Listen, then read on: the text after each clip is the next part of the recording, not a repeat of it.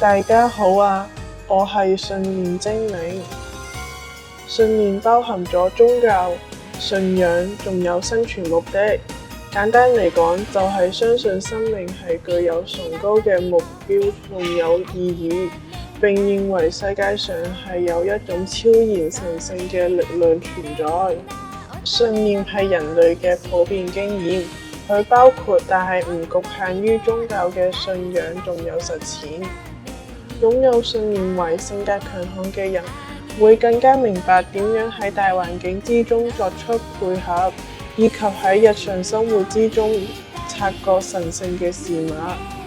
喺面對逆境嘅時候，呢啲信念都係慰藉嘅來源，指引我行為嘅依據。喺日常生活之中，同學係咪總係相信每一個生命都充滿意義呢？同學會唔會相信所有事情都有佢嘅法則，會調整自己去配合法則呢？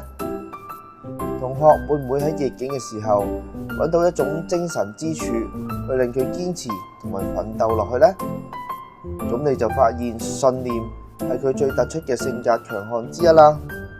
不妨多啲由呢啲方面讚賞下佢，鼓勵同學盡情發揮啦。